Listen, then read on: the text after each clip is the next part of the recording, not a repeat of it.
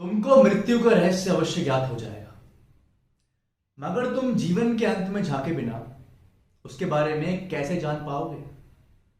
एक उल्लू जिसकी आंखें दिन के बजाय केवल रात में ही देख पाती हैं, वो प्रकाश के रहस्य को कभी नहीं जान सकता।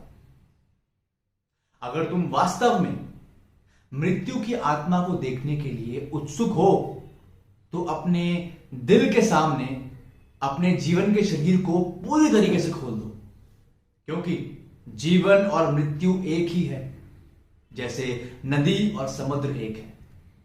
अपनी आशाओं और इच्छाओं की गहराई में तुम्हारे परलोक का मौन ज्ञान छिपा हुआ है, जो बर्फ के नीचे दबे बीजों की तरह बसंत के सपने देखता है।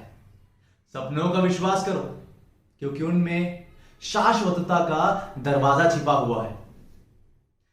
मृत्यु से डरना उस गडरिये के डरने की तरह है, जो कि जब राजा के सामने खड़ा होता है, जिसे मालूम होता है कि उसके हाथ सम्मान में उसकी ओर बढ़ेंगे।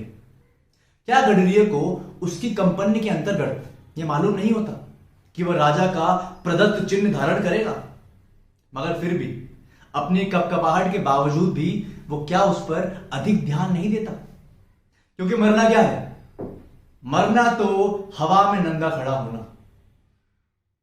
और सूरज की धूप में पिघल जाना है। और सांस का बंद होना क्या है?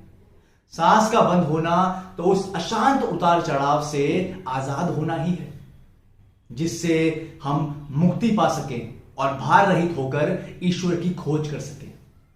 केवल जब तुम नीरवता की नदी का जलपान करोगे तो तुम वास्तव में गाने लगोगे, और जब तुम पहाड़ की शिखर पर पहुंच जाओ तो तुम चलना शुरू करोगे, और जब धरती तुम्हारे समस्त अंगों को अपने भीतर समाहित कर लेगी तो तुम नृत्य करोगे।